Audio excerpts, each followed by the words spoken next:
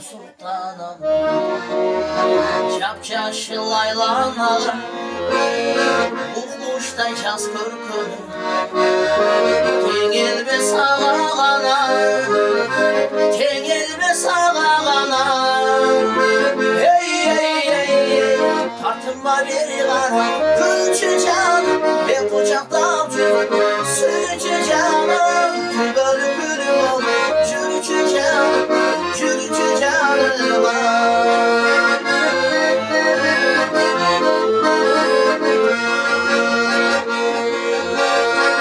Aralavca şiber, gelirsin sen canıma, Sezimi uyandım, sezilet bağana, sezilet bağana.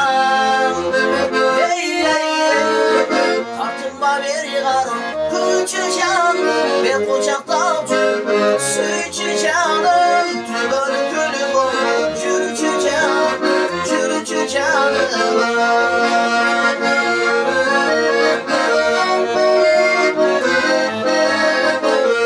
Trendlerden hadi amca.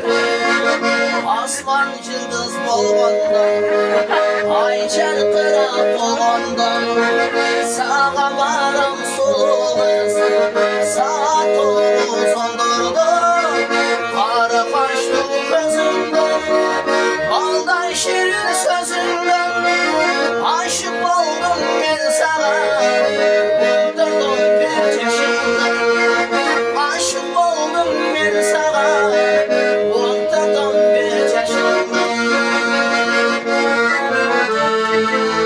Oğlum trendlerinizi de bile.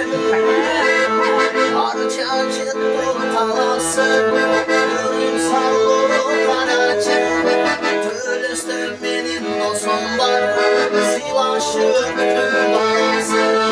Dostum var benim akdağlı, akdağlı, akdağlı, Katı kodosum akdağlı, akdağlı, akdağlı.